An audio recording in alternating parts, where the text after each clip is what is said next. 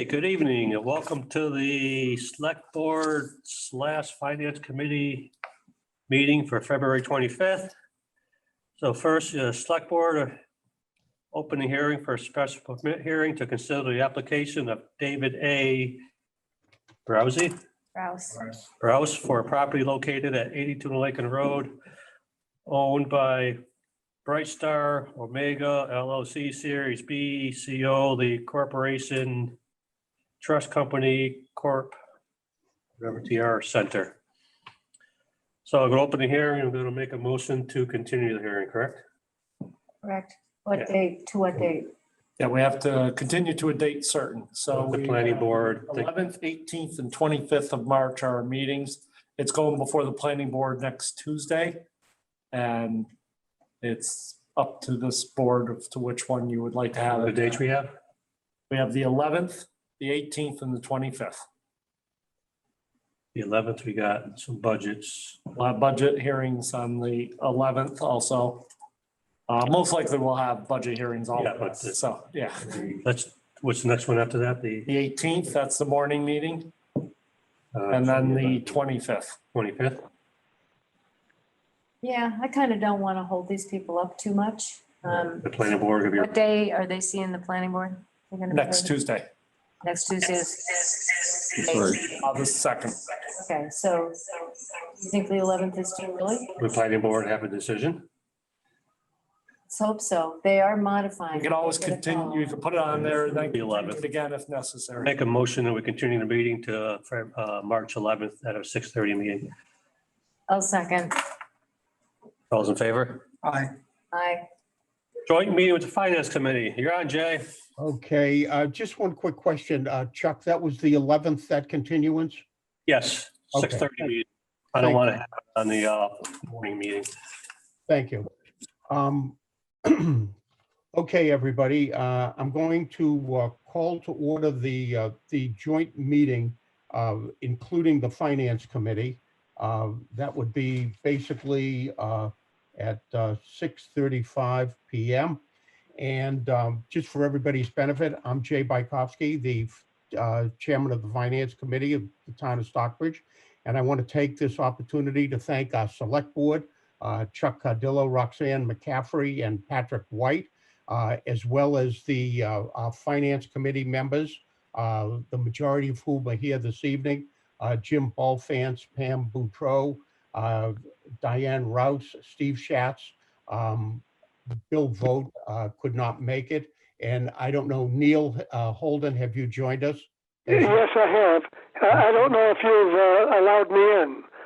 You have to allow me in. Oh, Steve, you want to allow him to join? Steve Bourne? He is in. If we Everybody can should hear be him, Oh, he's am in. I in? Okay. When I came in, they said you had to let me in, but I've been listening. Okay, moving on. Thanks to the Finance Committee and also to Michael Canales, our town administrator, for his participation and everybody's participation this evening. Chairman of the Select Board, Chuck Cardillo, mentioned that he was comfortable with me running a portion of this joint meeting. And therefore, I welcome you all to the meeting this evening. The first order of business relates to a approval of Finance Committee minutes of the remote meeting of February 18th, 2021.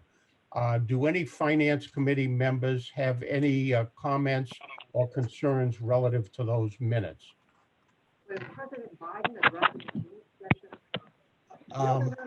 There being none, can I have please a motion to approve the minutes of the 18th? So moved. Is that you, Steve? It is, yeah. Okay, and a second? I'll second it. There being no further discussion, we need to take a quick roll call vote for approval of these minutes. Jim Balfance? Pam Boudreau? You need to take off your mute, everybody. Jim Bolfance, are you okay with the minutes? Pam Boudreau? I approve. Okay, thank you. Neil Holden, I was not at that, so I'll abstain. Diane Rouse, Yes. Steve, Yes. and myself. And Jim- Okay, Jim the Bol- next item, the next item we have on the agenda today deals with having members of the Regional School District Planning Board join us, and that's a planning board comprised of the 8-member towns of the Berkshire Hills Regional School District, who will provide us with a presentation on the status of the first phase of their exploratory work and update us on phase 2. And I would ask Michael to introduce these folks and to add anything, and let's call on them to make their presentation. Michael? Yes, Jay, we have Lucy Preschner who's going to be presenting to all of us this evening. Perfect. Welcome, Lucy. Thank you. Thank you. Thank you for carving out some time for us tonight. So I'm Lucy Prashker, for those of you who don't know me, and I am here with my chair hat on of the Regional School District Planning Board, and with me is my vice chair, Peter Taylor. The Regional School District Planning Board is not the Regional School District Committee. It's a separate entity that was formed about a year ago in March of 2020. And it was formed in accordance with a statute that prescribes who can be on that kind of board. It's formed for the purpose of studying and evaluating the financial and educational advisability of a possible consolidation of the 2 districts, the Berkshire Hills Regional School District and the Southern Berkshire Regional School District. So as Jay said, it's comprised of 8-member towns, the 5-member towns that comprise the Southern Berkshire Regional School District, and the 3-member towns that comprise Berkshire Hills.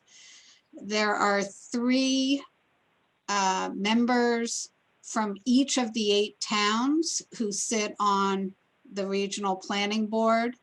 The 3 members from your town are Patrick White, who I see is on the call tonight, Sean Stephen, and Nick Fredsel.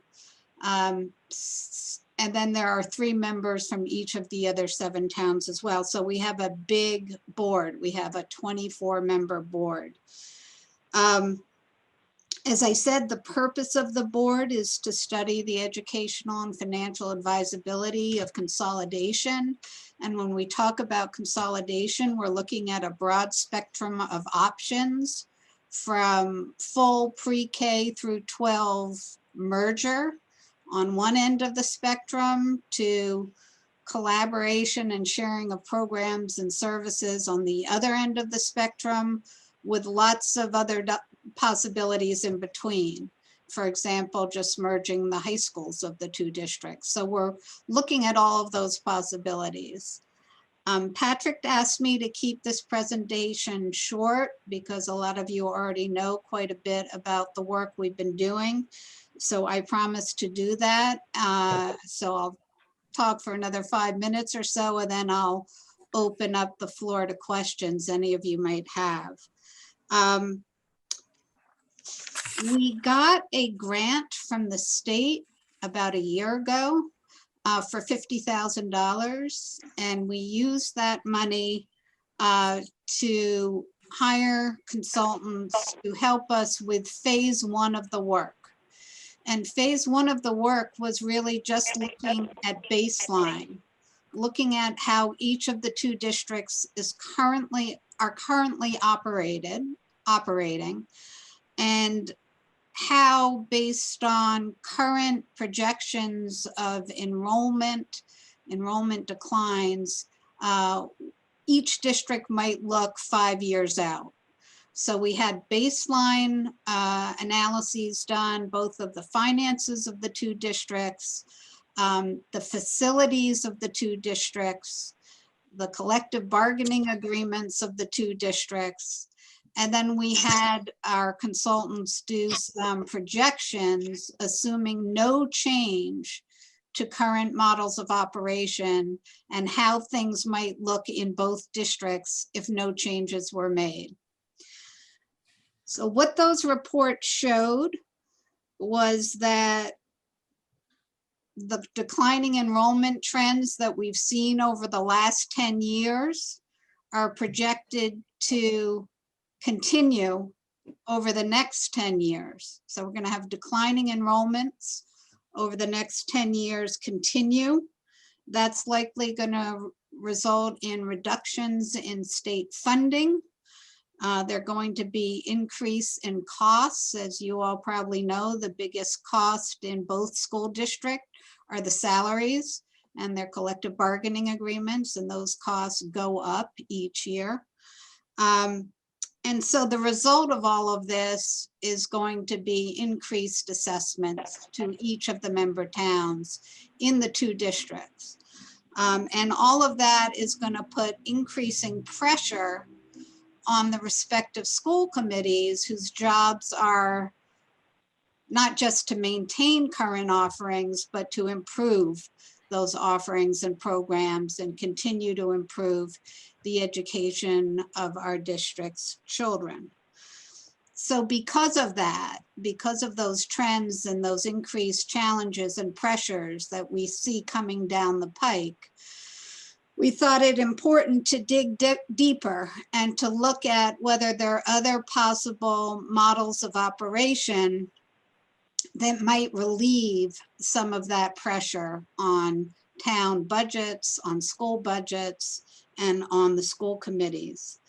And so that sort of brings us to where we are now, which is embarking on phase 2. So phase 1 was just looking at baseline and what things would look like if we did nothing, if we didn't change our models of operation, what things would look like 5 years out. And then phase 2 is looking deeper at what the options are for changing our current models of operation. And as you can imagine, doing that work, looking at the feasibility of changing things up is complicated. It's complex, and it takes a lot of time. It takes a lot of volunteer effort of the 24 members of the planning board, but it also takes outside resources. We have to bring in experts to help us do these feasibility studies and think about the ramifications of some sort of possible merger or collaboration. So I'm hoping that all of you got our January 14 letter that lays out our budget for phase 2. If you didn't, I could bring it up on the screen if you want me to share my screen, but if you have the letter in front of you, maybe that's not necessary. Jay, what's your pleasure on that? It's a pleasure. It has been circulated to everybody, members of the Finance Committee and Select Board. So does anybody need to see anything in further detail at this point? We're good. Okay, go ahead, Lucy. Okay, so I will share my screen. No need to post it. You don't need it. We're good. Do you need me to share the screen or not? No, still good. No, okay. Okay, great. So there's a little echo for some reason.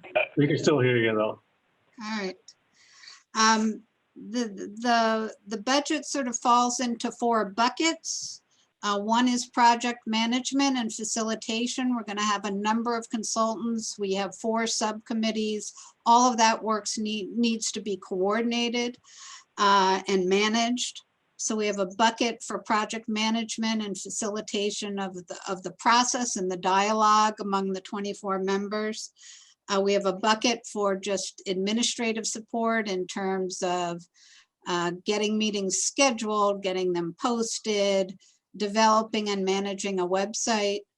The biggest bucket is for those outside consultants that we're going to need to engage. One, to assess the financial feasibility of all the options that we're going to put on the table.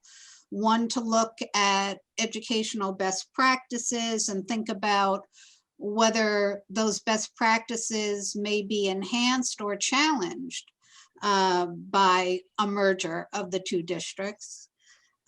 Third, and very importantly, our plan is to put together a set of options and then go out into the community and get community input on those options before we come back to the select boards with our recommendations. We want to get a lot of community input, and that community input would be coming from not just the district stakeholders, which would include the district's teachers and administrators, students, parents, but also other community members who are not direct stakeholders in the school currently, don't have kids in the school, don't teach at the school, don't work at the school, community members more broadly, and elected officials. So we want to get all of that community input before we develop our recommendations.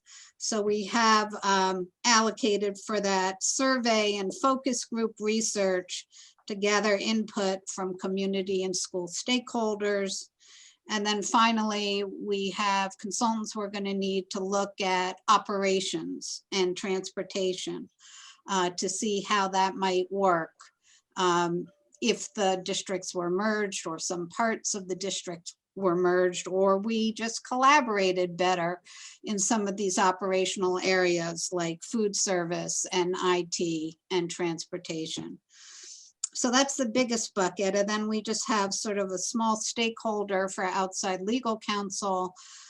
This doesn't include the major legal work that would need to be done if we decided to actually recommend some sort of merger. Then we'd have to develop a new regional school agreement, and we would need significant outside legal help with that.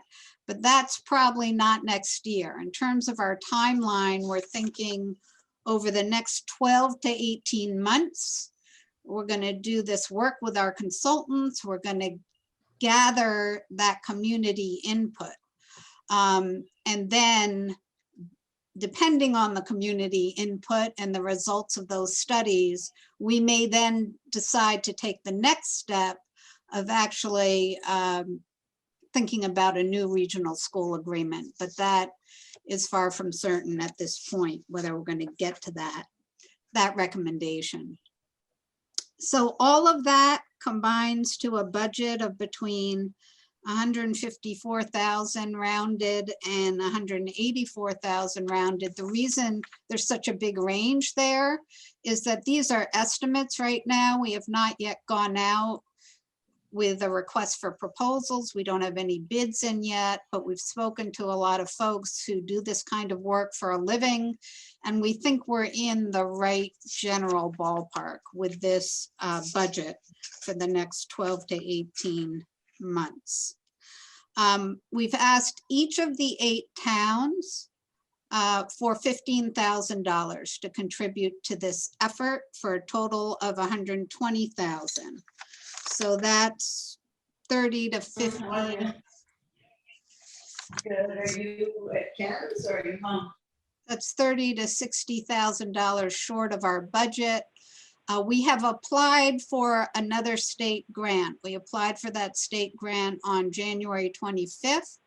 The amount we applied for was $125,000, which is more than twice what we got and asked for last year. We're hoping we're going to get some part of that. We're pretty optimistic that we're going to get some part of that, at least enough to make up the delta between the 120,000 we're asking for from each of the 8-member towns and our actual budget.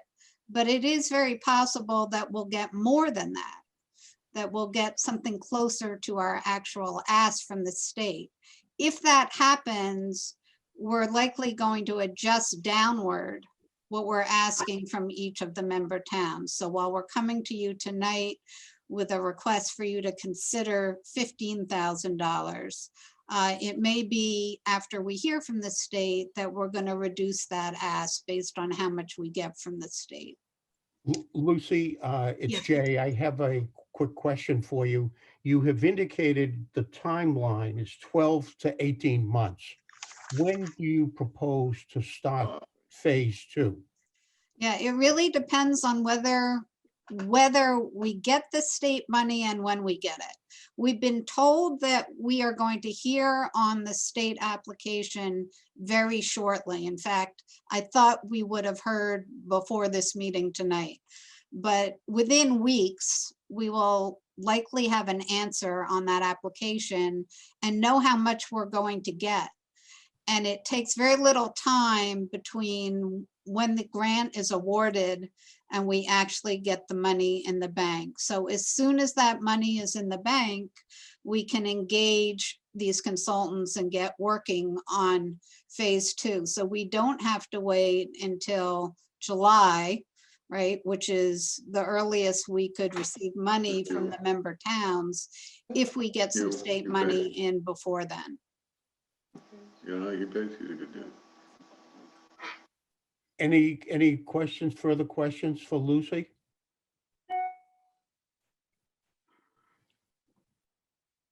Anybody? No, we're good. Do we need 2 motions? We need 2 motions, one from us and one from the finance committee, Do what? but they're asking for 15,000. Yeah. I think. I think basically we should do this at a subsequent meeting as far as the Yes. finance committee goes, so we could discuss it amongst the committee members. I And should, that would be within a week or so. you might be interested to know that you are the last town on our list for presentation. We've gone to the 7 other towns and all have been supportive of the effort. I'm not saying we have the money from any of the towns. Obviously, that's not going to happen until town meeting time, but the boards to which we presented by and large were very supportive, which was heartening to us, to Peter and me, in making this presentation, because obviously this work and this investment only makes sense if the member towns really want us to do it. And we've been Lucy, hearing from others that. Let me ask the finance committee, are members of the finance committee comfortable in taking a vote on this this evening? Well, Yes, what are we I voting am. for, Jay? I mean, it seems to me that what we're doing is giving an expression of Interest. support for this rather than actually vote. We can't vote on an appropriation at this point. I don't know how this is going to be financed. Perhaps Michael can address that, whether or not it's going to be by special article or it's going to be included in a specific budget line. So until we know that, we can't actually vote. But it seems to me that, Jay, that we take a straw poll. Yeah. I mean, would a straw poll be okay, Lucy, for you? It would be great, and we don't even need that, but Well, I would suggest that we just have a simple straw poll as to whether or not we would support an appropriation of $15,000 to undertake to enable the planning committee to undertake the second phase study. Refer to my motion on the straw poll. Okay, any second on that? I'll second it. I second. That's Neil. Is that you, Jim? Yes. Hang on one second, Steve. First, let's take a roll call, if I might, on this. Basically,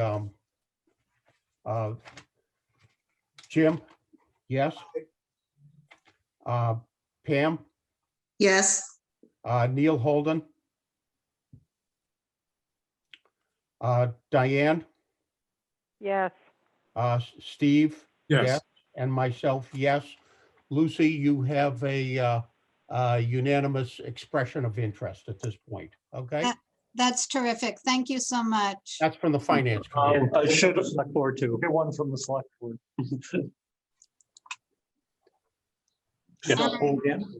You in favor? Yes. Yes. Yes, of course, yes. Great job. All right. So we'll just have to figure out where it's coming from and how we present it, that's all. Yeah, I'll work on, I would assume it would be a separate article at town meeting and then, And hopefully by then you have the right amount you need. Lucy, Yeah, because if you get that grant, it'll be a lot less, won't it? If you get to Well- 125,000. yeah, That's really yeah. gonna be way down. definitely. That's what we're keeping our fingers crossed for. See you Tuesday. Okay, Thank you. Thank you for your support. thank you very much. Thank Lucy. you. Very important issue, okay? Bye-bye. Okay, moving on, if we might, the next item, our departmental budget presentations. Michael, I call on you. I understand we're going to talk with both police and water and sewer this evening. yeah, police water, we have police water and sewer coming up. I'm not sure if the chief has been able to get on. Yeah, I'm here. All right. Because chief, our Wi-Fi right now is not working the best. Hi. I've been dropped twice. Okay. I think that was the issue we were running into. So we have our police chief here to go over the police budget. As soon as I can try to log on here, I was gonna put it up on, share the screen. But our Wi-Fi is not working right now. Can you just come up? We can put on a mask. No, he's fine. Oh, he's fine. He's on. He Yeah. can. No, chief's fine. But You're okay, I right? see him, okay. Have it. Chief Finley, you're good? Yeah, I'm good. I might run, I'm gonna run Good down job last week. that 5 cable, just plug directly in because I've been dropped twice. So if chief, you want to present or begin talking, I'll bring back.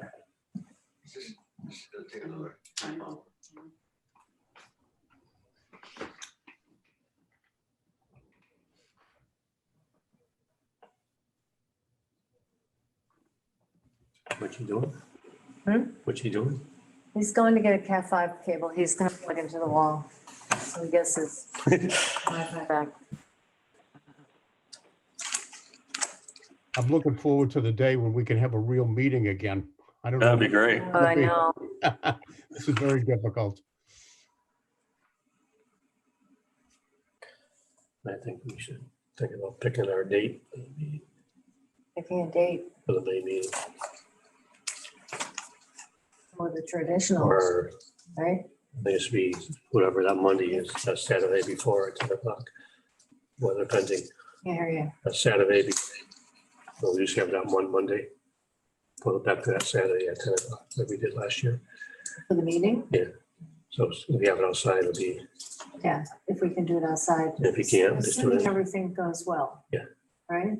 I mean, we did it last year, it's just the weather. No, but it depends on what the governor says. Yeah. But we'll see. It's so far so good. They're saying by July, July, everybody should be vaccinated. So by May, everybody should be, bulk of it should be done. So I get my second shot on the 9th, March 9th. I'm open to, not that Johnson's out, tested, just the one shot. I know. I got Moderna. Sorry to tie everybody up. Chief? See, you Yeah. can start. Chief, you can go ahead and start. Do you happen to have this spreadsheet on your computer? I do. I have it right in front of me. Does Okay, the well, we finance can do a committee members share have it? screen with you. I'm sorry? You could do a share screen. Oh, I don't have it on my Zoom screen. I have it on my PC and my desk. that I'm Yeah, sitting you at. can do that from your PC with a share. Hang on, Mike's back. Here comes Michael. don't know why our Wi-Fi is dropping tonight. Let's hope that works.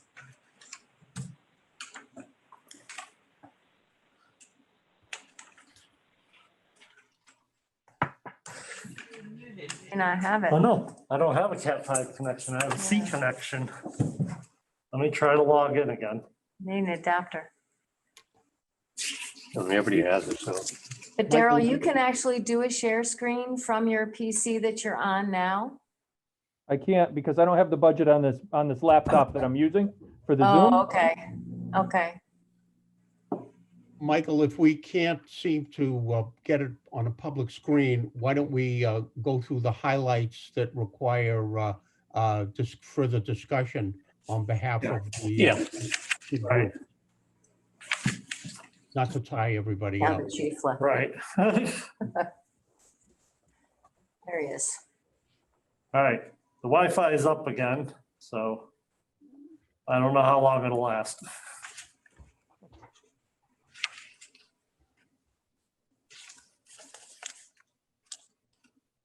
There you are.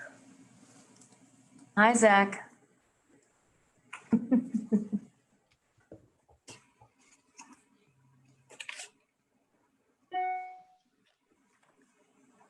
All right, is it up on their screens, Mike? It's coming, Okay, being very slow. okay.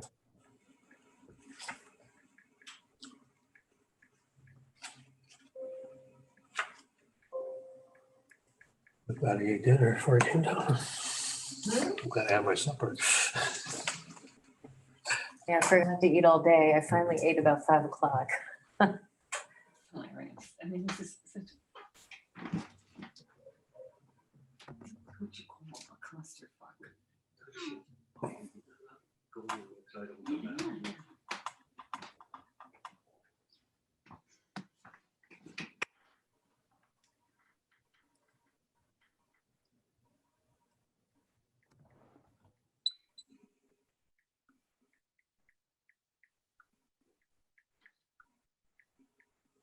All right, let's see, police expenses. Going to expenses first? Okay.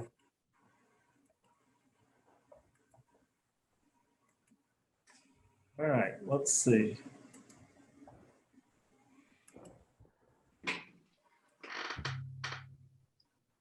There you go. There we are, chief, you're up. Okay.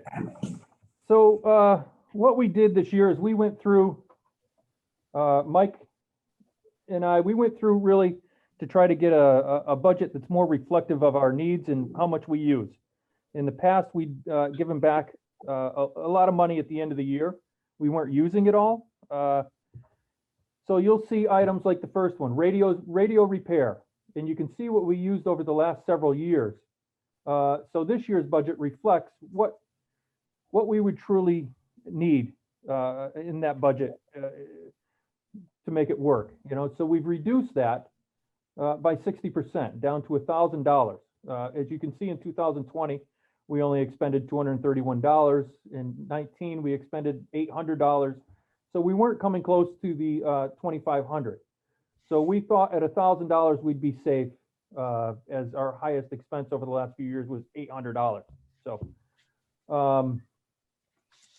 maintenance and repair, same thing. We reduced that, or we kept it at the same 13,500, and you know, it's just more reflective of where we should be instead of carrying over from years past what had been in there. Let's see. So the supplies, again, same thing. You can see where we were way under what we had appropriated. So we put in a figure that's more reflective of what we actually use. Let's see, meeting. So our training costs as well, same thing. And I suspect that, well, due to COVID and doing a lot of meetings online and with Zoom, those expenses may go down. However, there's a new police reform bill that just passed through state law. So there's some there's some workings with that in trying to adapt to that as far as reserve officers and the amount of training they're going to need according to the bill.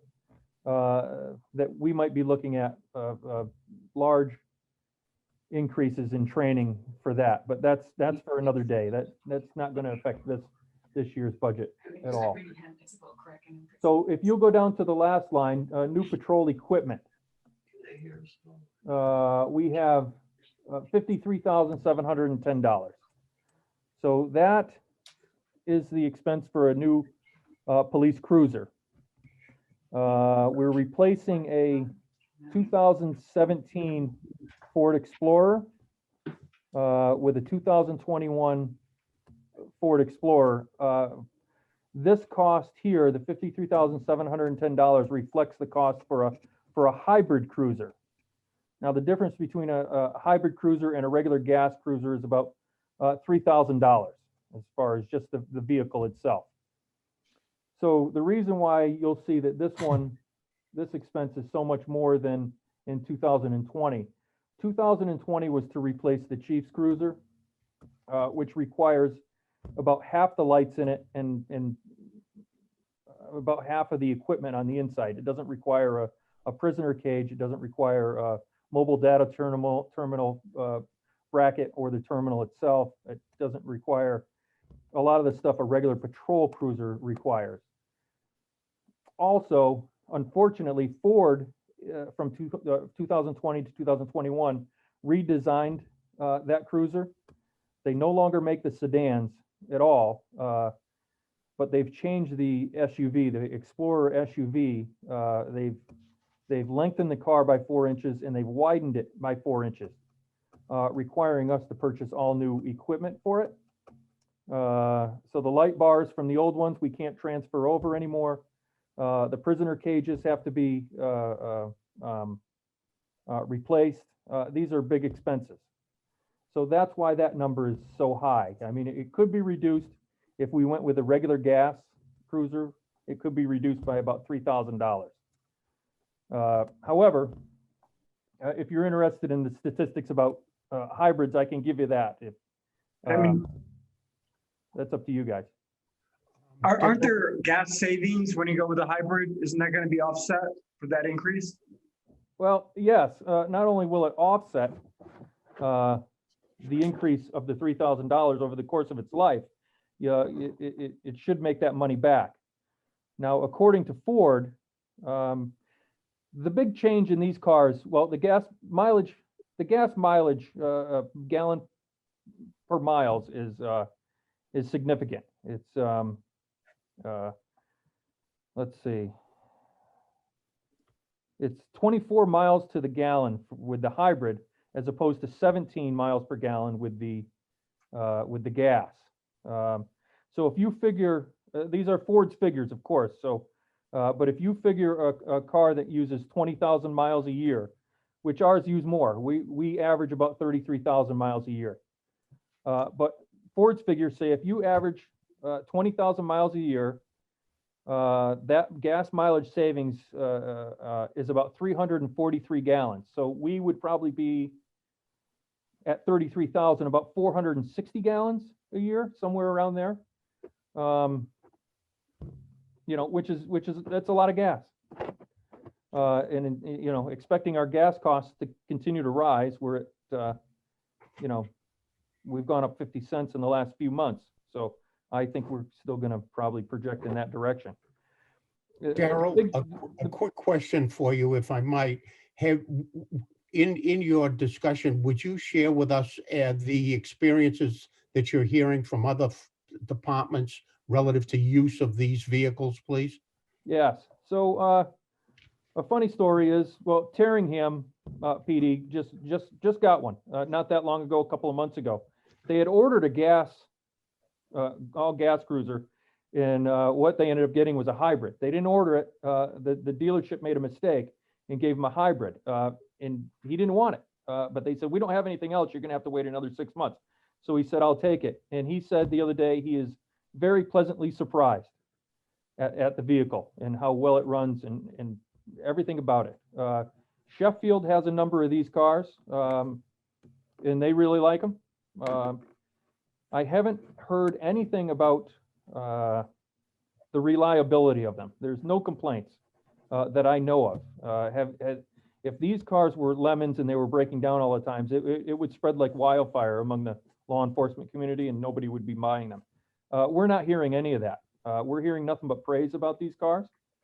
The big thing about hybrid vehicles and about police cars is they idle a lot. We sit there and we run radar a lot of idle time with these, more so than actually, driving them. We patrol, like I say, 33,000 a year here in Stockbridge, but we idle a long time. And this is where it's really going to save us gas and emissions, is the idling time. When that car sits, it will shut down and everything in it will run on the battery. As soon as you press the gas pedal, it'll go. And so as we're sitting there running radar, that car will not be expounding emissions into the atmosphere or burning gasoline. So what it says, what Ford's numbers say is that a police Explorer, a regular gas one, will use 0.5 gallons of fuel per hour. The hybrid will use 0.2 gallons of fuel per hour. So it's more than double emissions for a gasoline engine. So if you figure that cruiser runs 2 8-hour shifts per day, 365 days a year, that's 933 gallons a year idling. If you multiply that gasoline at 275 a gallon, which we might get to here shortly, you're looking at a savings of $3,509 a year in fuel costs. So, I mean, that's more than we're paying for gas now, but I think we might be getting there. And our cruisers, well, we don't run every one of them 2 shifts each day. There are a lot of days where they do run 2 shifts, but not every day, where this study found 365 days a year. So, but yeah, so I'm hearing that the quality is good. It's good for the atmosphere. Ford is saying that you're saving 27,000 pounds of CO2 yearly. So if you're looking at the environmental advantages of it, that's it. And That's good. as we Thank you. move forward in years to come, if we replace all of them, you're just multiplying that by the number of cruisers you have. Does anybody have questions for Chief relative to his presentation? Yes, I do, Diane. Go ahead, The Diane. batteries or however that is configured, would that have to be replaced, they charge, or how does that work? Yep, so it's not like a Tesla car that we always see on the road where you have to go to a plug-in station. Right. These cars will charge themselves. And Self-charging. they're self-charging, that's right. So when that battery gets low, if you're sitting there and say you're running radar for a certain amount of time and the engine hasn't been running, the computer will sense that it needs to charge and it will start the car up and run it. Oh. Yeah, and from what I understand, they're very reliable. Ford has a warranty on them also, so it's you have a bumper to bumper at 33,000 miles or 30,000 miles, something like that. Then you have a drivetrain, which I believe includes the battery of 100,000. So we try to replace these cars before 100,000, but at 33,000 a year, we usually end up at about 109. Okay. That's reasonable. Any additional questions for Chief?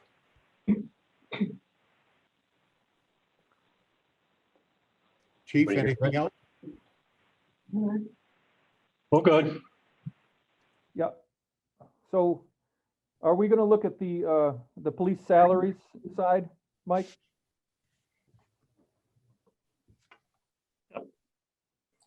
Michael? Yep, getting that one set up right now. All right. So what, yeah, okay, The- there we go. Yep. So you'll notice on this breakdown summary that that we've had a decrease this year in this. What we've done is you'll see, if you'll go down below the salaries, you'll see special police salary.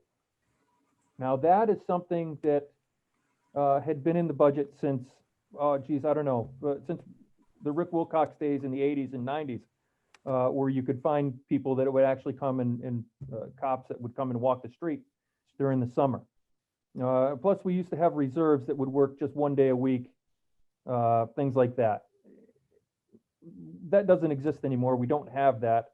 So that special police salary line was not being used every year. So Mike and I sat down and we felt that that's something we can eliminate as savings. It didn't get used. It was carried over every year. So we eliminated that.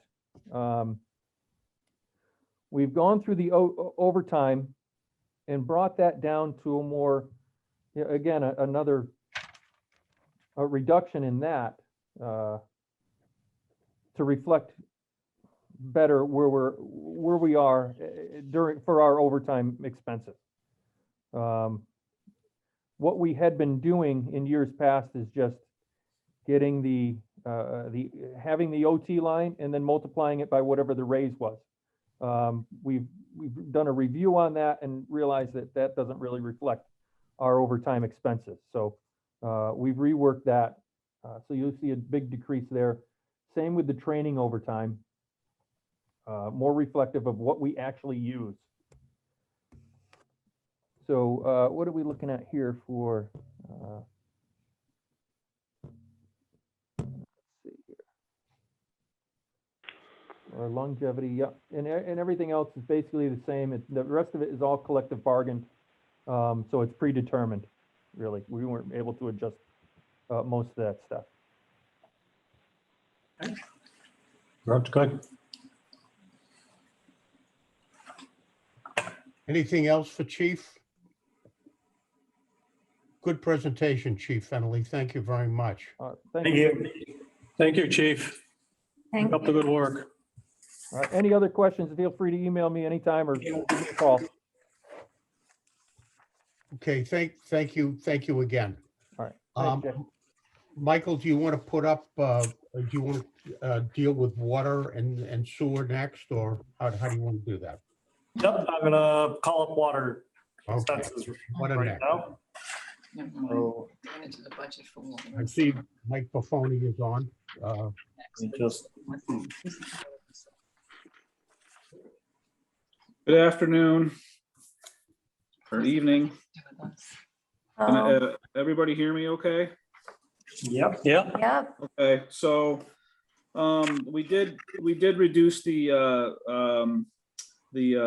some of the line items. I kind of shuffled a couple together.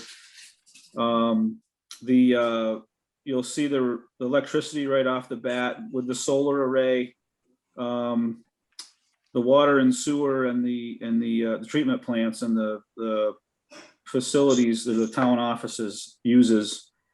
They're the big electrical users, and the solar array has really helped us out with electricity. So we do have a new heating system that was put in. It's newer, a few years ago. We had electric heat put in the plant. So I didn't want to drop it too much in case the water source heat system in the really, really cold weather has a tough time keeping up. So we do have electric heat that we do have to utilize now and then. So I didn't want to take too much electricity out, but we did reduce it quite a bit.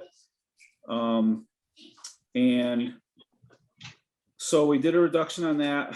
We added some money, repairs the radio. Back when we used to have the old water towers, we had basically two-way radios that were just like in the trucks that we communicate with. And we had quite a bit of costs incurred with those, but when we put the new water tanks in, we have all new systems in. So I just shuffled that money that repairs to the radio into the maintenance, the repairs and maintenance to equipment. And let's see, going down the postage, I'm not sure why that's out, the postage is out. That is for water and sewer billing for the postage meter. And Mike, do you remember why, did we shuffle that into something different? I can't remember if that. I'm trying to understand, we're trying to remember why I posted. I know we were talking about just centralizing some of these accounts for just, we've had plenty of money in postage across the board. So, Yeah. I know we were comfortable with it, and I'm trying to remember exactly why. Yeah, so anyway, if that needs to get put back in, it's not a big deal, but I think I remember that conversation that the water and sewer only, with the water and sewer bills being mailed out, it's basically, we put in $1,600 total between the two departments to pay for the postage, but maybe it was gonna be a centralized thing. I'm not sure. At any rate, if that needs to get put back in, like, I didn't know if that was one of my mistakes or not, but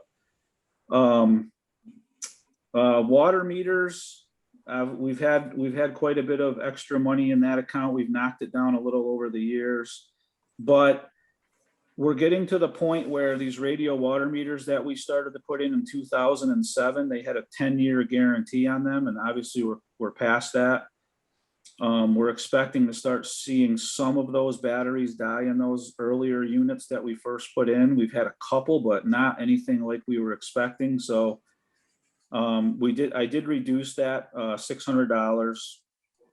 Just wanted to keep some money in there in case we have a good amount of them that the batteries die on us, and they're, the newer radio reading meters, or the electronics are, $300 to $400 a meter for a typical resident. So office supplies, reduce that to a comfortable level. That's self-explanatory. That's all paper and office work stuff. Reduced the Safe Water Drinking Act, I believe that's the one. Yes, the Safe Water Drinking Act assessment. That is a bill that we get from the state of Massachusetts every year for how much water we pump out of the treatment plant to our customers.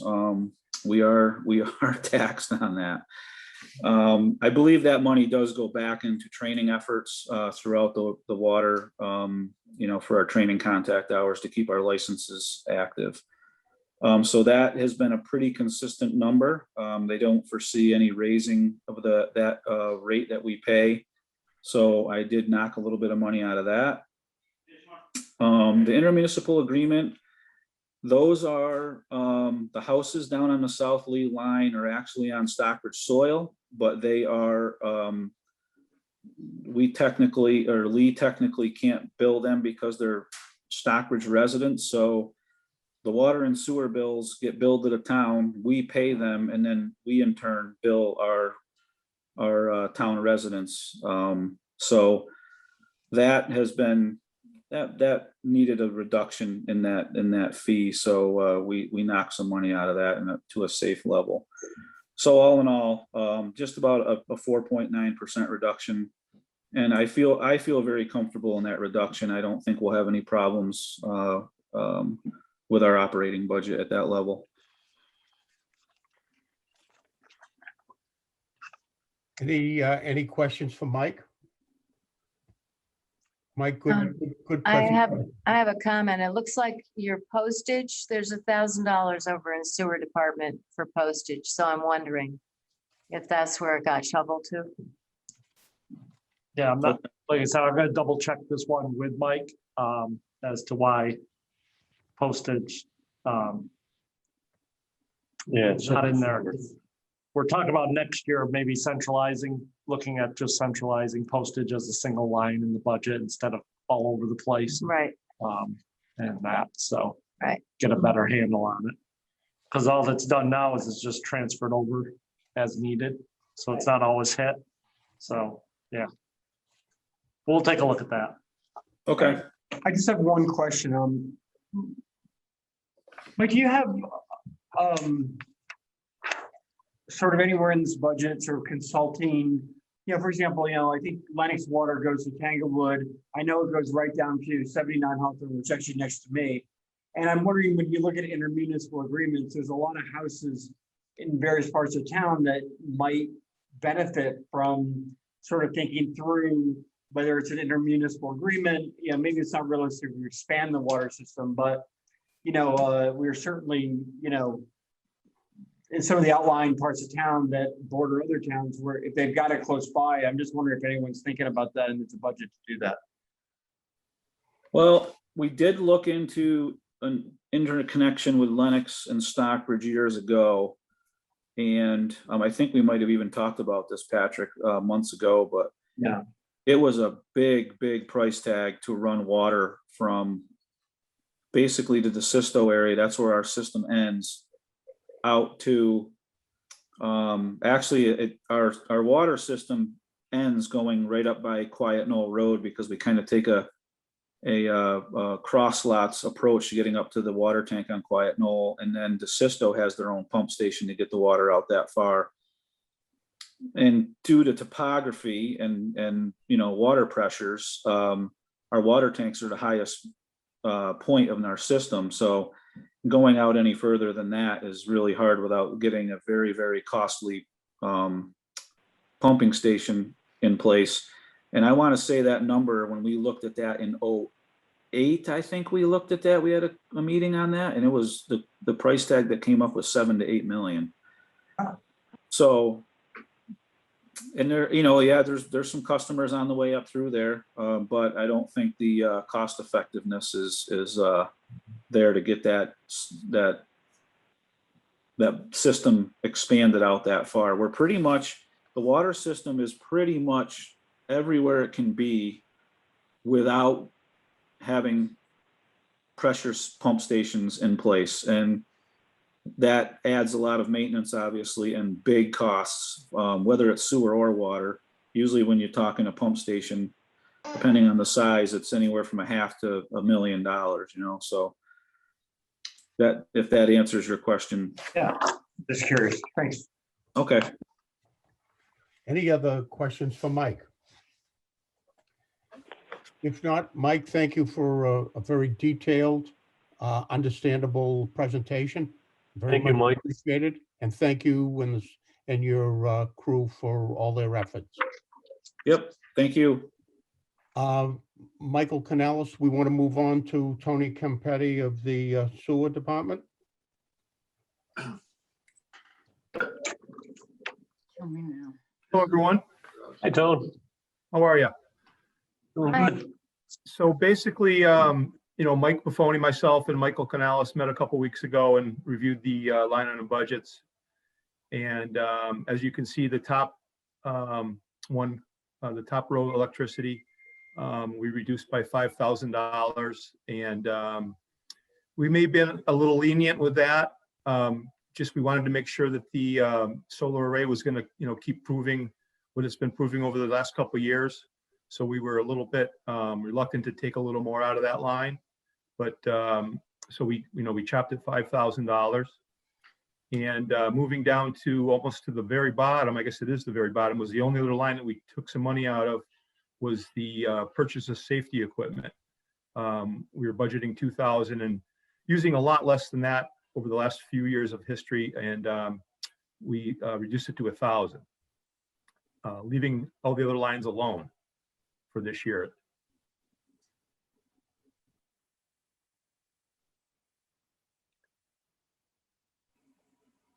Anything else, Tony?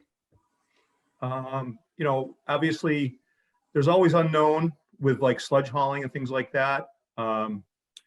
It's dependent on flows to the plant and things like that. It's like some years, as you can see, we budgeted 70, used 54.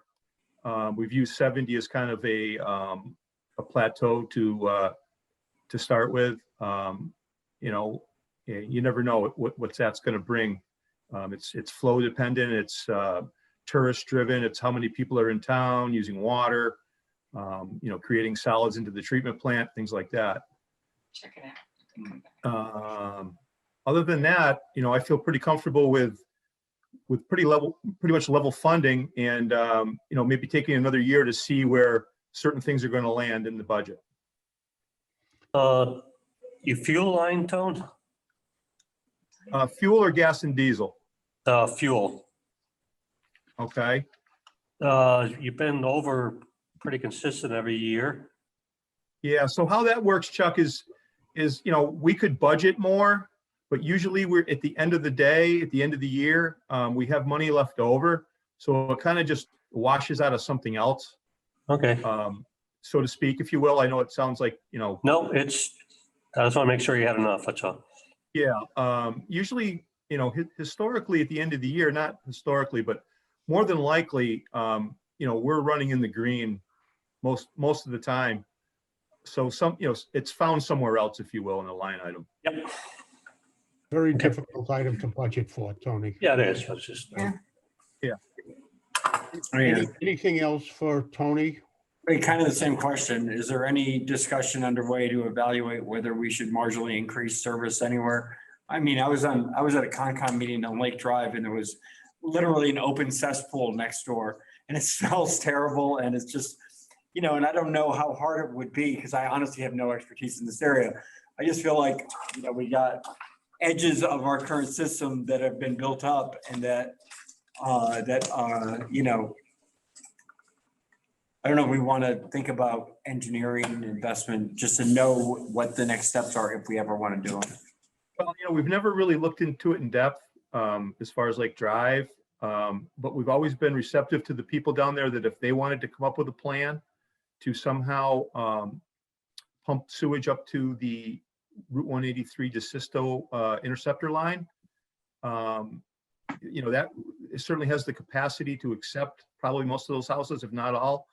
And, I don't know if the town would enter into some kind of sewer extension for that or not, paid by the town. I'm not sure. I know the department probably couldn't fund it. It would be millions of dollars or up to $1 million. I'm not sure what it would be, but it'd be an extravagant expense. Neil Holden, I'd like to make a comment. Having spent a huge amount on my septic system, I'm not big in sending town money for that, period. What? That's Neil Holden. Okay, anything else for Mike or Tony? Wouldn't support that. Okay. Gentlemen, thank you very much. Thank you, Tony, very much for. Thanks, Tone. Very much appreciated. Okay, at this point, Michael Canella, other than a proposed date for another meeting to talk about budgets of March 11th, is there anything else that this joint meeting needs to address? Well, so for March 11th, I was thinking if everybody's in agreement that we have highway and we have fire in, and we also review capital items to go on the warrant, and that would be for the agenda for the 11th. The only other thing is we did leave some open budget items to discuss. So Patrick, I wasn't sure if, well, we have the finance committee here, if you wanted to discuss the Ice Glen tree survey. Sure, if you want to skip to that. Well, finance committee's got to be involved in it, yeah. But we left open other budget items to discuss, so I think that we're safely within. Yeah. So, I'm not staying the whole night. I mean, I'll stay for a little longer. several years ago, before this board, was the question of whether or not to designate Ice Glen as an old growth forest. It is one, but I think the feeling at the time was maybe we didn't want extra publicity as a town, and so we didn't do it. Nevertheless, Ice Glen is a forest that has been never logged in this town, and that's actually quite rare. Most forests in actually Western Massachusetts were logged for the sheep industry in the early 1800s.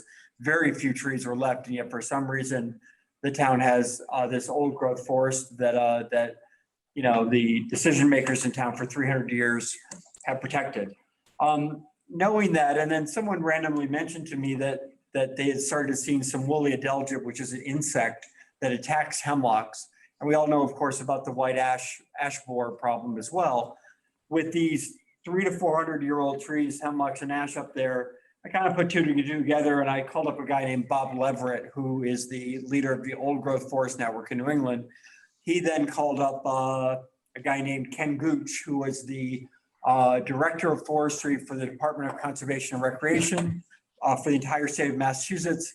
And Michael and these two consultants, another one and I, last Wednesday, we walked up there to do an evaluation of the trees, just a sort of a quick and dirty evaluation. And the sense was that the hemlocks, the 300-year-old hemlocks, are in fair to poor condition.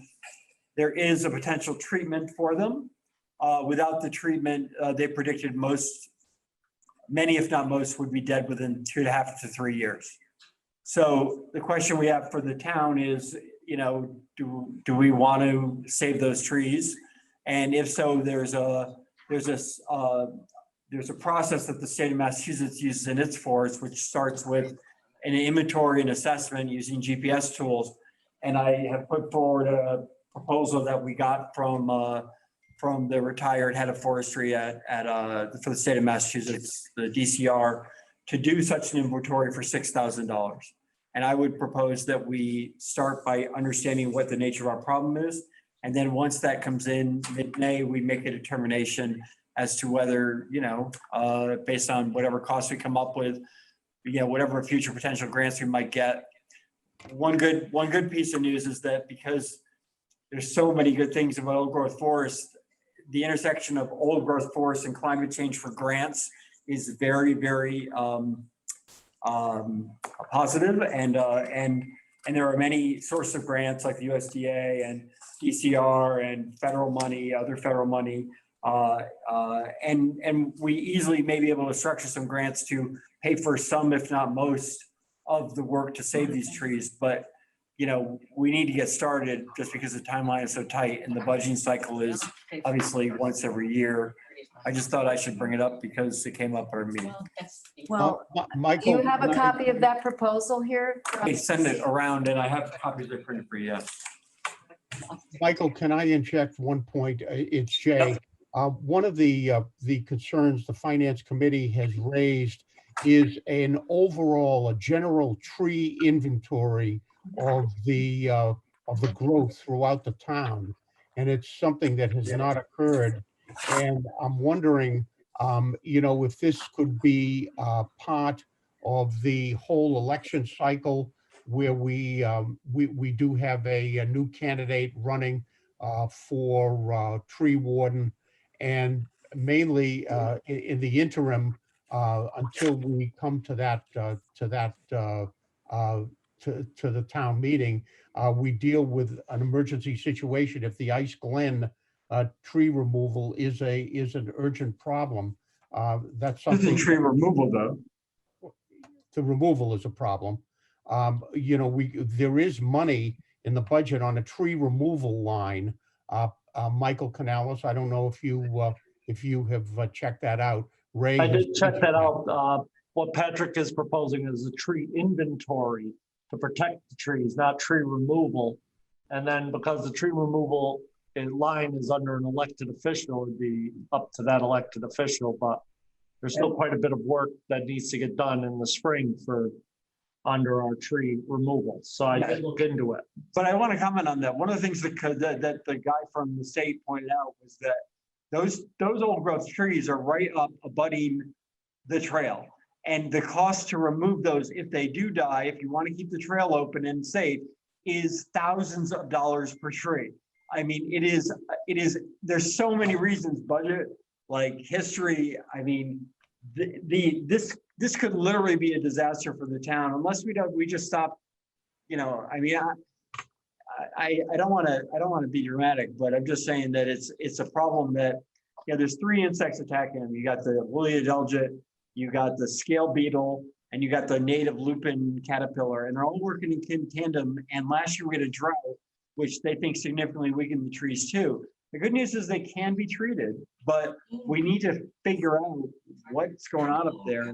And then we'll be in a position to make a decision if any or some or most of the trees that we want to save. But, you know, without the knowledge and information, we're flying blind, and they're telling us a couple of years down the road, you could see a mass die-off up there. Well, I think basically what Jay is referring to is a totally separate issue in terms of, I think, Jay, you're concerned about doing a tree inventory in terms of, and that's much more related, I think, to climate change Right. in terms of near our roadways, et cetera, and Correct. near power lines, Correct. because we've had several significant power outages. And that may be a thing of the future, that we are going to see this kind of climate change where we have more of these severe wind events.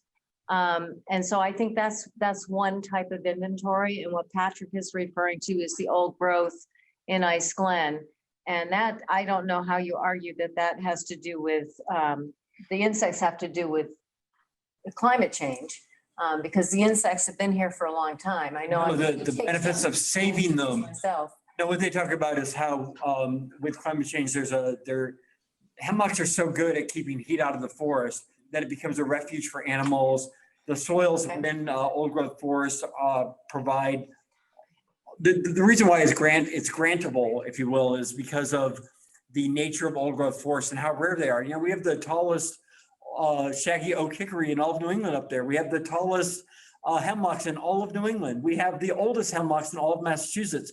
This is an exceptional part of Stockbridge that you know, we take it for granted. I walk my dog up there sometimes. I sometimes walk him at Bullard Woods. We tend to think of all these trails are the same. This trail is especially needing, you know, it's never been logged in 300 years. But you're requesting is $6,000 to do the tree inventory. Yes, that's correct. And it's, So then from there, the next step would be to go to town meeting. the next step would be to. Do we want to treat these trees, and what are the various options available to treat the trees? My sense is that there's a lot of grant money and private money that might be available to help rescue the trees.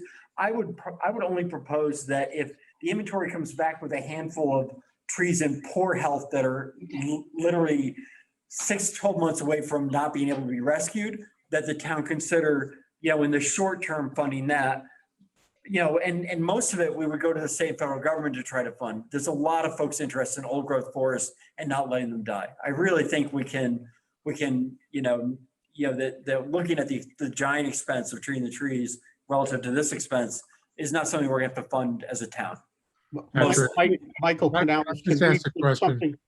Jay, if I could ask. Go ahead, Dave. It sort of follows up on what you said, Jay. Some years ago, we did have a death on the Lenox Richmond Road from trees that fell. And fortunately, we were insured for the loss. I mean, it was unfortunate that someone lost their life as a result of not managing the street trees. We haven't had an inventory of street trees done in this town since Ronnie Muir Jr. did it in the mid 1990s. We have public safety issues relating to trees. It's not merely power line issues, but we have people who walk all over this town, and the Ice Glen's a good example of it. So if we don't have an inventory of what's there, and we don't know what kind of, what the trees are and how safe it is to walk in there, the town winds up with a responsibility potentially for injuries as a result of falling trees. So it's a bigger issue than the Ice Glen itself. It relates to every one of the streets on which both vehicles and pedestrians pass. I think based on that comment, Steve, I think we should try to put something together so we can, at least from the Finance Committee standpoint, we can best understand. Jay, I would like to see a proposal, or not, as the case may be, from the select board. I think that's right. Where this really needs to start. It's not with us. Correct. No, correct. That's correct. I agree. Excuse me, folks. Can I interject a bit? This is Shelby Marshall. I was the president of Laurel Hill Association for 6 years. My term ended at the end of December. And I've been dealing with the Ice Glen and forest management for some time. One thing to note is that if two of these trees die and need to be removed, you've already blown more than $6,000 right there. It's going to take at least $3,000, probably more, $4,000 or $5,000 to remove one of these huge trees from, even if it's right close to the trail. So just in terms of cost effectiveness, you're better off doing the inventory than waiting for something to die. But totally aside from that, the ice glen really is a unique habitat, and it's a treasure, and it really is worth protecting. And this is chump change to find out exactly which trees are in what kind of condition and what kind of treatment they need. There is money available to do the treatment. $6,000 to do the inventory is nothing.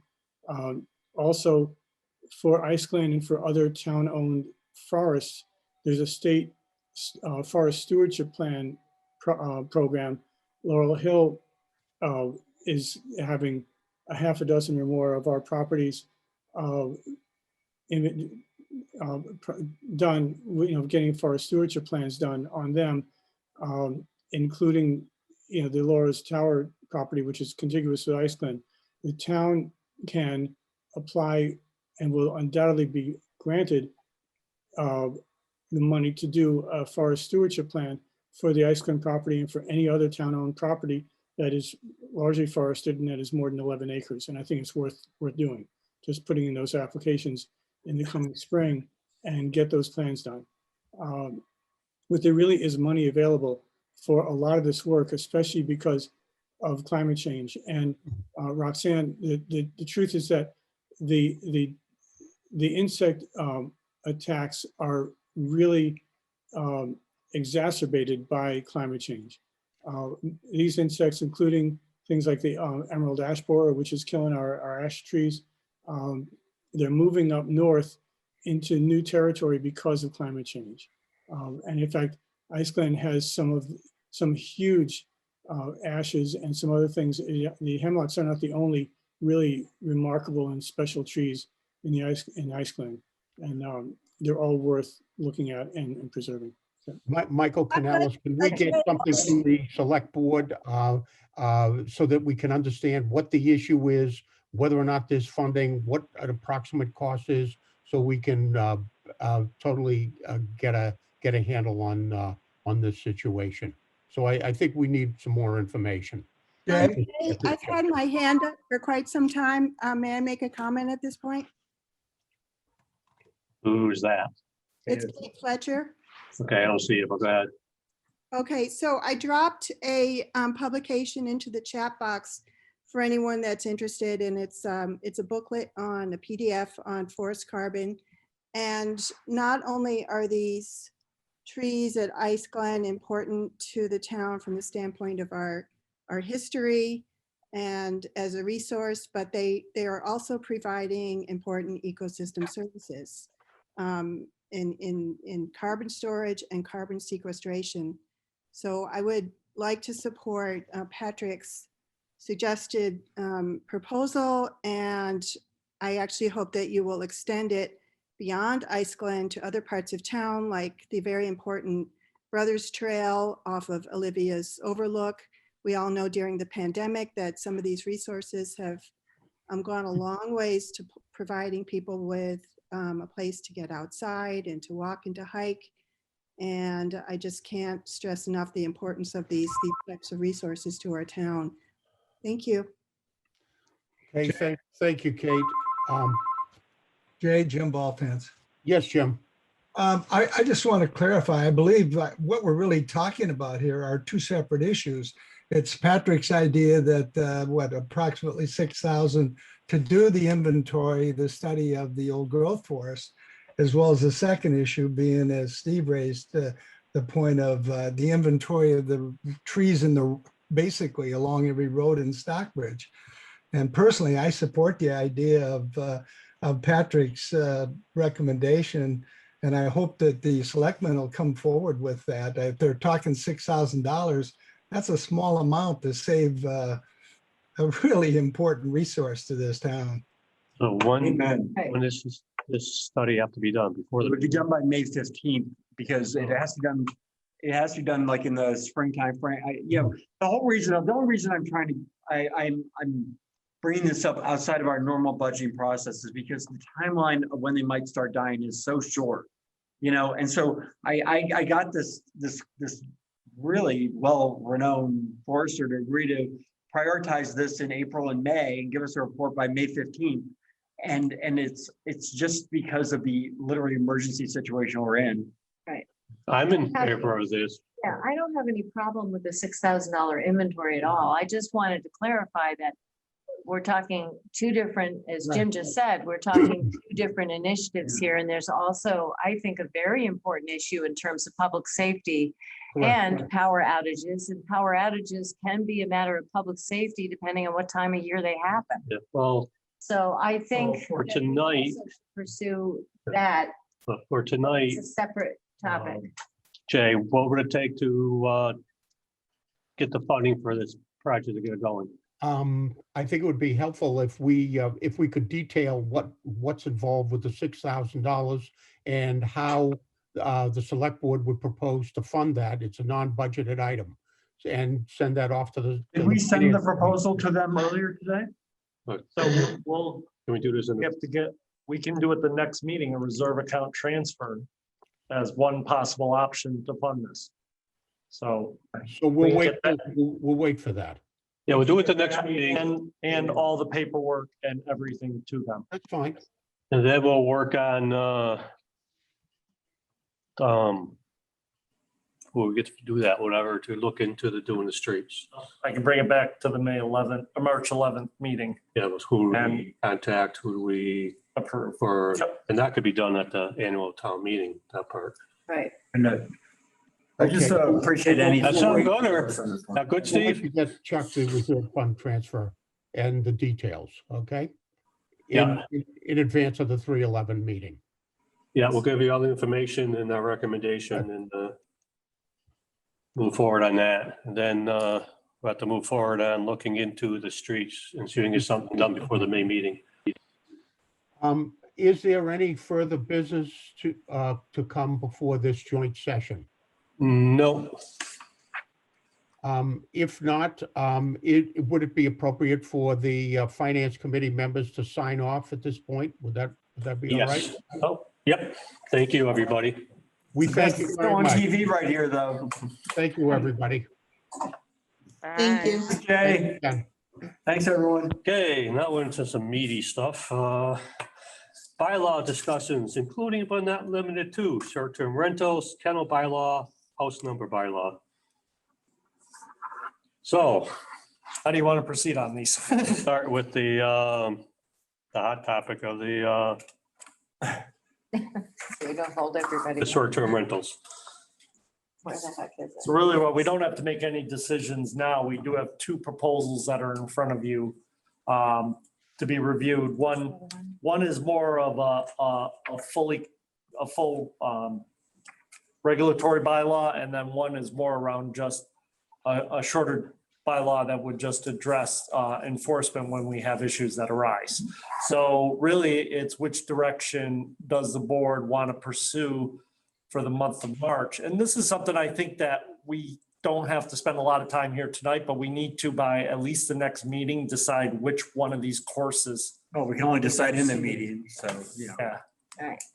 I mean, I think I mentioned before, I've spoken with Jim Willis about this, and obviously Tri-Town Health has a very definitive point of view, and they also have experience with other towns. So I think it would be really important to get his input. It's fine. Look, I think on the regular, well, have you guys had a chance to review the two that were sent around? I just started today when I got it online, so I'll have a little more Look time. at here. I think that we all agree that the limited, sort of like giving us the regulatory authority to figure this out is important, and we should go through with it. And I think that on the other question, I'm not sure if it's a good idea to try to do what Lennox tried, for example, limit the number of days or limit the ability of what the state defines as professional operators to basically buy up homes and operate 2 or more homes. That's the definition in the state regulation of what a professional operator is. I do think that at the very least, we might consider what sort of triggers we would want to have to evaluate that in the future. For example, if in 2008, in 2010, we had 1,000 residential homes, now we have 650, it could be that it stabilizes. And then I think we don't have a problem. On the other hand, maybe if it goes down to 550 or 500 or 400, at some point, I think we could kind of come up with a metric that says this should start to move up in terms of importance to the town. So I'm happy to, to focus on getting the regulatory piece that I think there's broad agreement that we need in place, I'm calling Michael's bylaw. But I do think that really carefully tracking this over the next couple of years is really important if we care about the residential sort of character of the town, because I don't know the answer where it's going. Well, I mean, I know in talking to Jim Willis, he has a lot of concern about time, resource, and money that might be expended if we go too far with regulation. I think it's totally reasonable to ask people to register with the town. I think there are any number of things that we've laid out in these documents in terms of restricting their behavior, i.e. they have to be in compliance with, say, they have a septic, a 3-bedroom septic. We can control, in response to our more recent problem, we can control that they come in, they register, they prove that they're registered with the DOR, and then they basically go through a form of attestation to certain facts. And so they will not be able to advertise for more than they are legally allowed to have on that property, particularly in a septic system. So Jim has a lot of very detailed. So if you just add that to this. Yeah, that's in here It's in there. to some degree, Sure. but it's not as detailed as probably Jim Willis would, Right, but no part of what I'm talking about is related to the Board of Health. What I'm talking about is if we were to, basically, the state allows you to create classes of operators. So we could have a residential class, and what I worked out, what I proposed, which is on the 3rd to the last page, I believe, in that chart, is that residents would be able to rent 2 rooms in their house year round, in their own house, rent up to 60 days a year, the entire house out, and actually own a second house in town where they could rent 365 days a year. And as well, if we do an ADU bylaw, allow them to rent that out. The second class of operators that I proposed, in at least this version, would create far more restrictions on these professional operators. You wouldn't be able to do any of that if you're not a resident. You would be able to simply, if you're a person who owns a house and you're not a resident, you could have maybe a room that you rent out while you're there.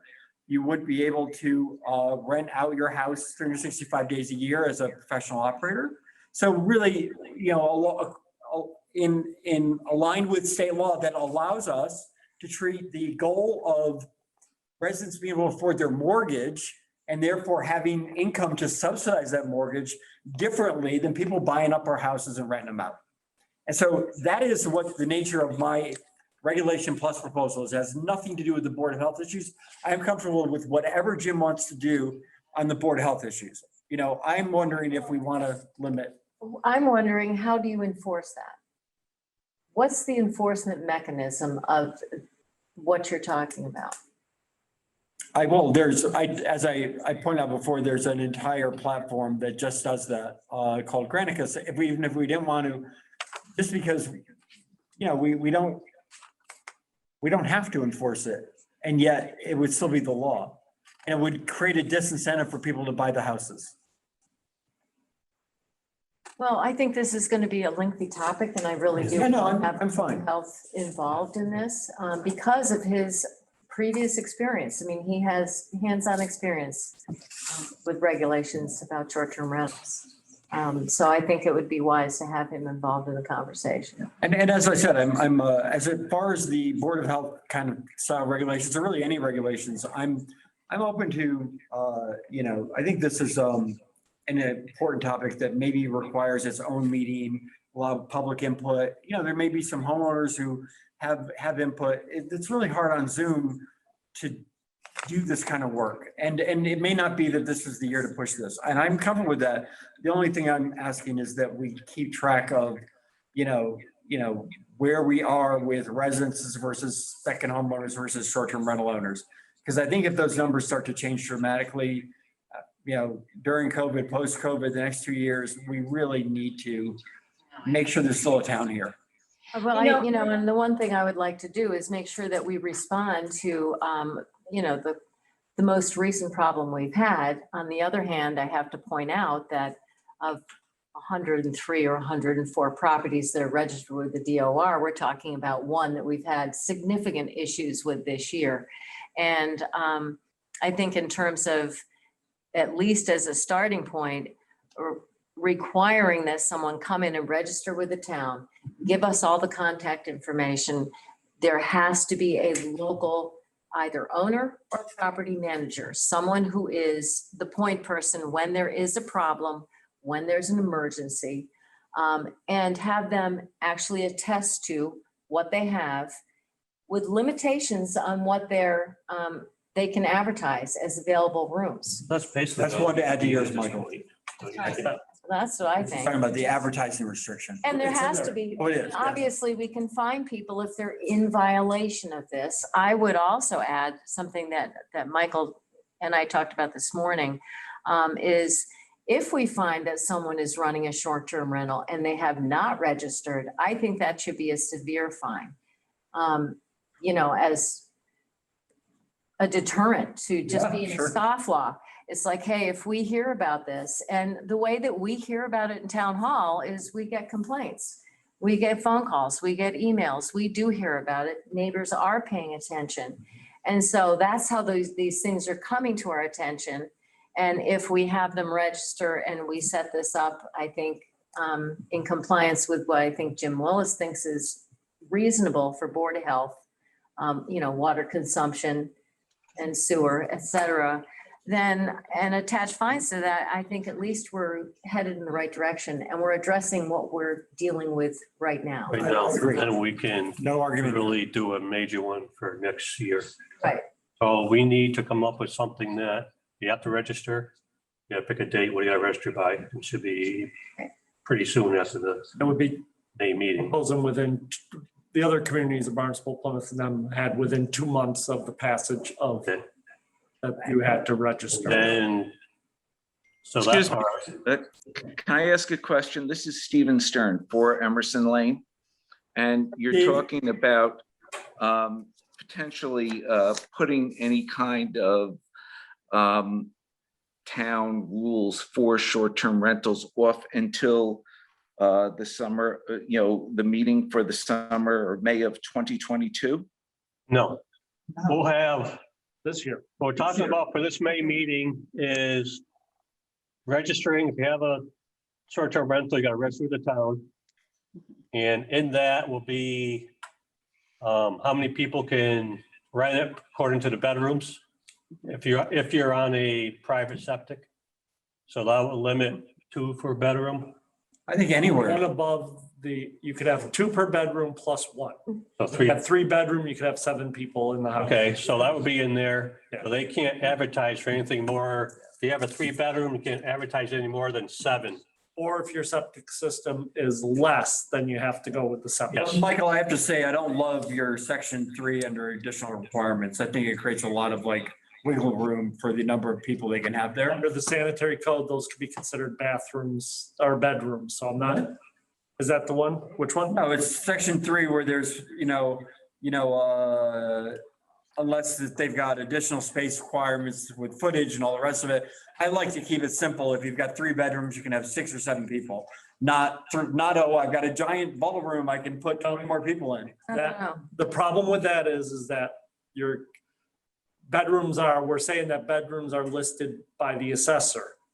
But in an individual home, you don't necessarily, somebody could be treating one as an office, but then later it becomes a bedroom. That's why you see in most communities, actually everyone I looked at had that regulation because you're allowed to basically have, if you have exits and the rest. But remember, we still would always The septic system always overrules. Septic system is designed to a number of bedrooms. Right. You could have 100 bathrooms in 3 bedrooms. It goes. Then you can't change that. If you're on That's hard. to sewer balance. and you had Yeah. 3 rooms and you had a room that later, because this falls under the resident homes can do this. If you have 3 bedrooms, but you have, say, one that's an office, but it meets the requirements of the sanitary code to be a bedroom, you can leave. Well, your system's designed for that. Too. Your system's designed for that to be a bedroom. Some No, I'm places not have arguing one about septic. Septic is set. Yeah, but These will only come into, this section only comes into play to somebody that's on regular sewer. on, town And sewer. what does attestation mean? That they, But that can they you- say, this excuse is me. what I have, this is the amount of room. They basically state what they have and that they'll stay in compliance with their regulations. And then if a complaint comes in, then we're allowed to fine them. So. yeah. okay, Could go you ahead. amend your proposal to say that this exception for the number of bedrooms based upon the square footage and ceiling height, et cetera, is only in the instance where the house is on town sewer? Yes. Yes, That'd be great. yeah. That's okay.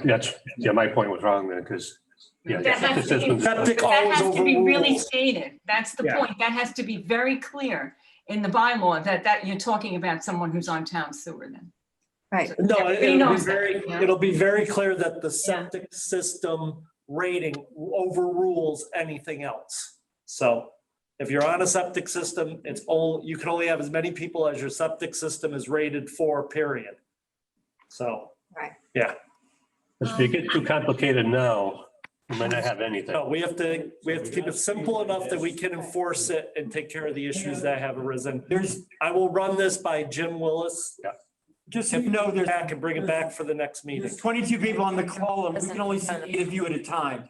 So if you raise your hand, we often can't see you. You got to use either just ask to speak or raise your hand like Ben just did. Because this Thank you, is- Ben. This is gonna cause trouble because now you're adding over 100 inspections. No, you're actually They're- not doing any inspections. If you No. do this, The other way. Oh, you're adding a boatload of work into our inspectors. look, the only way to do that the one that we're proposing has no additional inspections. This one It's will. only that you're attesting that you'll follow the rules. Yep. And if a complaint comes in, we're gonna come in and say, have you followed all these? Chuck, the only reason to do, Plan B, which is out there, I admit, is if we continue to see a giant erosion of residential ownership in this town, because people can make a lot of money buying houses for 300 or 400 grand and renting them out for $500 to $1,000 a day. I'm not saying we're there yet, but if we start to get there, we're gonna have to think about how we solve that problem. Because there was a house in a different town that just got bought to put an accessory building in to rent it out. They're in the process of buying a house in this town, and in the process of buying a house in Hudson. Yeah, that's what I'm talking So about. it's there, it's not coming, it's here. Then, The process buying what here? Just to buy a house and rent out, I believe. So it's here, it's not. 650 left. That's all I'm saying.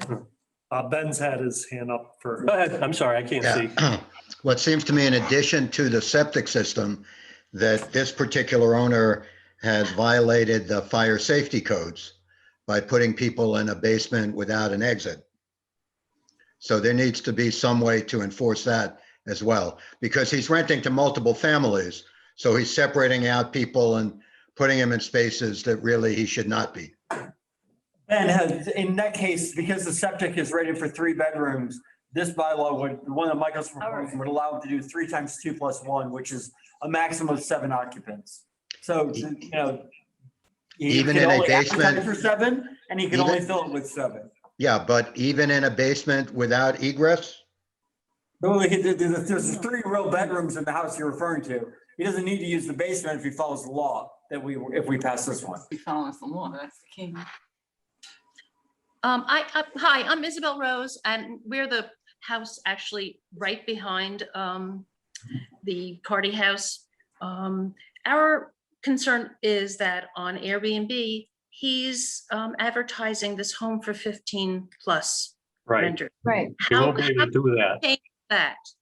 I think we find the crap, excuse me, I think we've got one set of fines for reasonable problems that people didn't anticipate, where we have good quality owners. And if people are flagrantly violating the bylaw, I think those areas of the bylaw, we should fine them $1,000 a day. That's my. So we have in there that they attest to how many bedrooms they have for their septic system maximum.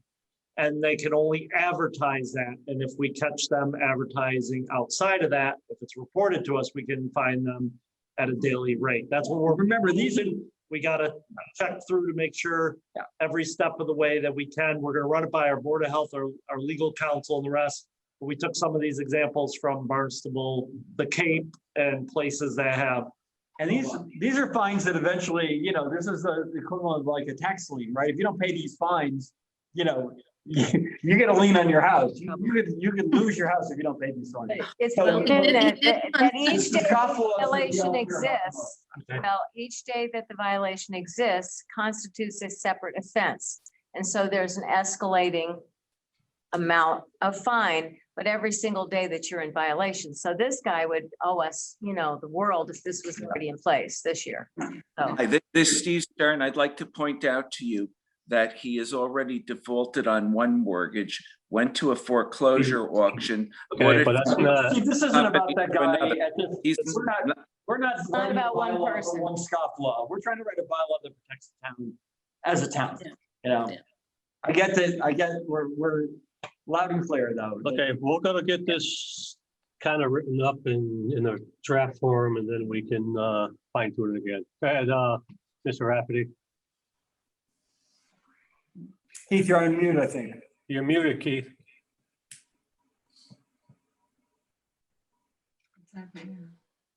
There you go. You considered parking, if these people parking their cars on the streets if there's not enough parking in the existing driveways. Parking will be in this, correct? Available parking. We'll have to look at that, because legally you can park. Yeah. Well, I mean, for legally parking, Yeah. yes, that will be looked into, yes. The other thing, though, that I've thought of is, I know we have the circumstance where somebody has dumpsters on the Yes. property Yes. on a permanent basis, and Many. I'm wondering if we have an existing bylaw, or if we should have a bylaw that limits that in terms of if you're just a residential property, if you have a legitimate reason to have a dumpster there because you're doing construction, you're cleaning out your basement, et cetera, et cetera.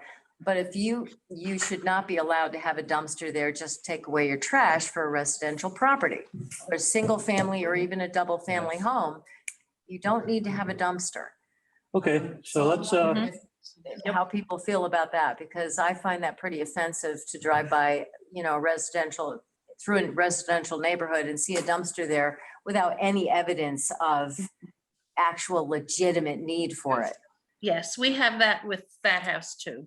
Several dumpsters. Yeah, there's actually about 5 of them. No kidding, 5. okay. Okay, so we'll, we have, Chuck, I have a question. I was gonna say, we have a couple other hands. okay, I'm sorry. Tim and Kate with their hands up. We don't have everybody on screen, so go ahead, Kate. Okay, that's all right. So Roxanne, I think there might be something in the bylaws about dumpsters and unsightly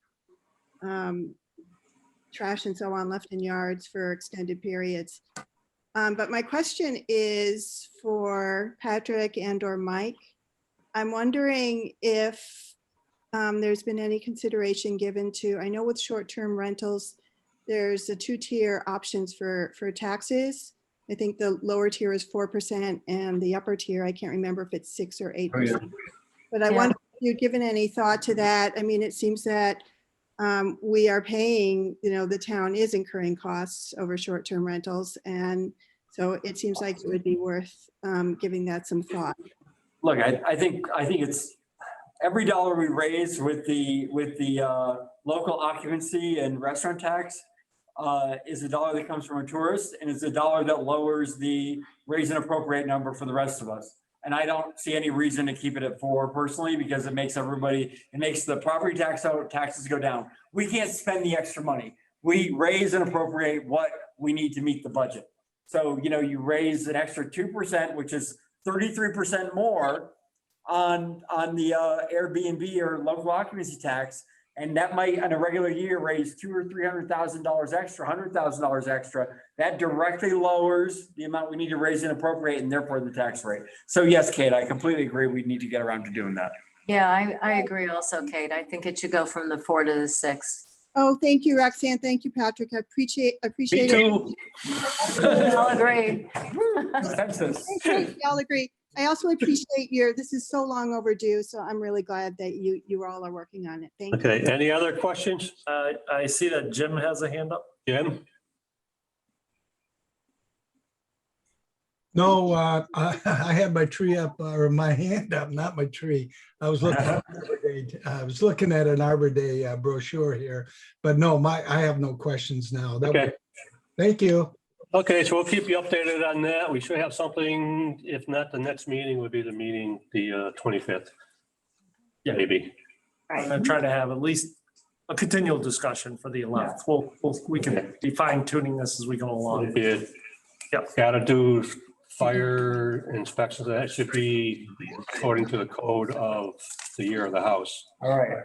Not just, cut in there, because each Right. different practices. Minor thing is keeping records in perpetuity, I think might be a bit excessive. Maybe 7 years would be sufficient. Yeah, we can. Like I said, I took them from ones that actually are another.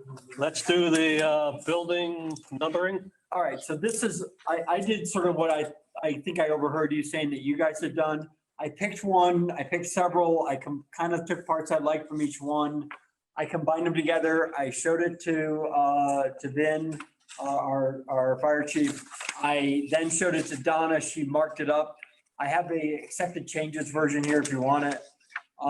This is simply, it's already been vetted, so and we don't need to spend 10 minutes reading it now, but maybe we could continue it to the next meeting and you guys could review it. And if there's anything you want to change, it's fine. It really, this was driven by when I first met. So that's the one I got. Is that different?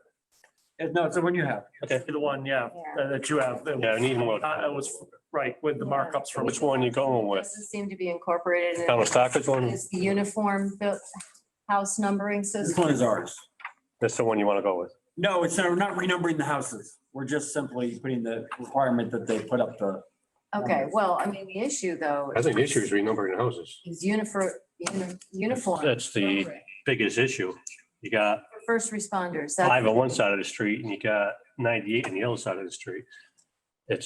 I know changing house numbers is gonna. I mean, my parents' house number changed in the 90s and it's still crazy. I don't know what they were doing back then, the house I now live in. But obviously it's, it's, I think a more difficult, I don't know, I haven't thought about this. I totally understand why we need it. Is it more difficult to pass? Maybe those should be 2 separate ones because this, I think, is pretty easy to pass. This is to make sure that ambulances can. I think the fine on this is kind of high. What? I think the fine is kind of high. I didn't, It's $25 a day. And So make a, so I thought that was a little high as opposed to Sheffield, who charges $1 a day. all right, so make it that. Let's just change that. But they could be 2 separate things, because certainly the uniform system is harder to pass. I think it's been tried in the past and never. It's never, I don't think it's ever brought up. I think it got shut down with some Stockbridge members. Oh, really? But I think the 911 numbering system. But for first responders, that 100-foot uniform housing numbering is really critical when you're trying to find a place that you don't know where it is. Especially being that the numberings wasn't done right to begin with.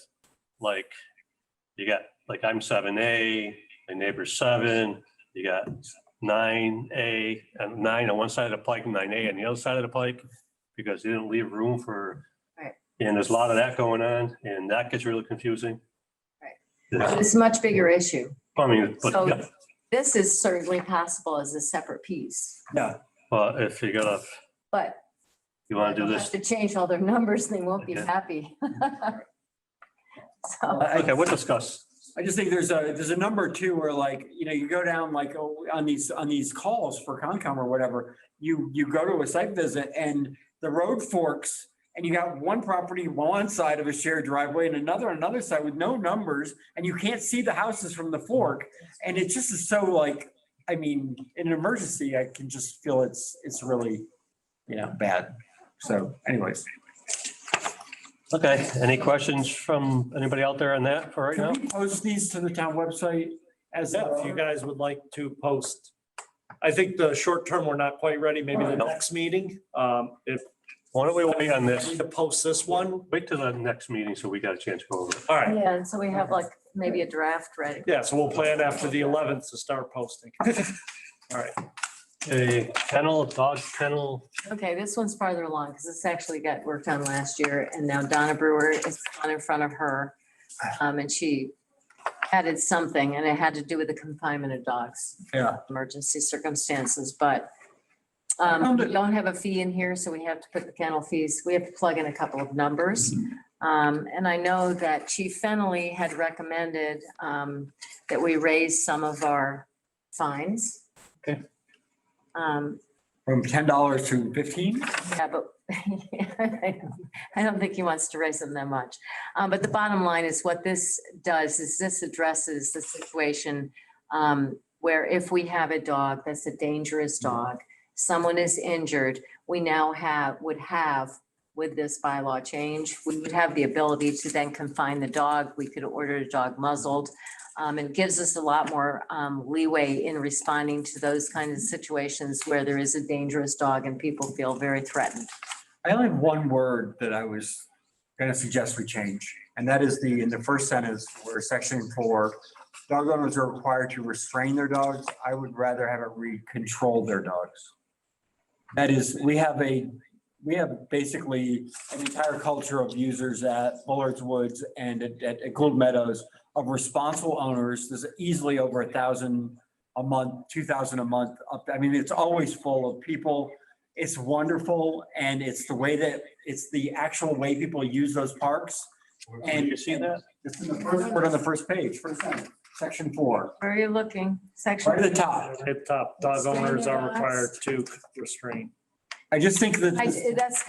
It's contradictory. Yeah, 'cause section Down below, 6. dog under control is a dog that's physically controlled by a person by means of a leash, cord, or chain, or a dog that's contained within a physical or electric fence, or a dog that is at all times within sight of their person, is actively monitored by that person. Every other one has control, so maybe just change that one. So dog under control should be dog under control. Yeah. Yeah, and everything else is control. This is that All right, one. good. If you read like 6, it's all Just a mistake. control, everything else is control. Okay. Excellent. So Dog owners everywhere can rejoice. what fees do you want to think of? What? Fees, you got a number? I was just gonna go back and see what our fees were in the old one, and I had it plugged in. Donna, this is what came back last from Donna, and I don't see This it. is one where I'm willing to just say, like we've done in some other things, I'm happy to assign this to you and Michael and have you work out what you think the fee should be with the chief. I don't think we need to even figure it out in terms of the kennel fee that already exists. So whatever we have currently, I would just plug in there. So plug those in and put this on. This is done. Yeah. I just think we can take this off our plate. I think we could vote now to sort of endorse, with. I'd like to place it on the website that we, that's good. The kennel Sure. regulation of dogs and kennels onto the town warrant. Well, he wants to put it on the website first. you want to place it on, like we were talking about with the other ones, place this on the website. It's on the website. At the next meeting. We gotta have public. Could, As long Take a as she look at didn't change like. we'll go through it before we publish it. I'll touch base with you on it. And then We gotta have an open meeting on this, right? Discuss it first before we put it on the warrant or No, not? you guys can place it on the warrant as a general bylaw. Okay, we'll make a motion that we place this on the warrant All right, well, second. and the website. so people look at it. But if people have comments, do you really want to make the vote to place on? Well, let's just do the quick vote next week. So if anybody has a comment, they can come back to us. Okay. We'll vote on it next week, put it on the warrant. Okay. Hey, off our plate. All right. Okay, continuation of discussion to consider waiving fees for seasonal alcohol license. So it's Tanglewood, Namkeg, and Berkshire Theater. It's their seasonal license. Last year, all three had a seasonal license, but they didn't end up really. I'll make a motion that we waive the fees in that they remember when things pick up again, what the town did for them. I'll second your motion. All those in favor? Aye. Aye. Now, Oh, we did the tree survey. Woo. Yes. to enter into executive session per MGL Chapter 30A, Section 21A3, to discuss litigation if an open meeting may have a detrimental effect on the litigation position of the public body and will not be coming into open session after. Steve, I think we should put this item on all of our meetings, so you have to sit through them. Do I have a second? A second. All those in favor? Aye. Roxanne. Hi, Chuck. And we need to bring Stephen. Okay, we gotta get rid of everybody else and keep Steve.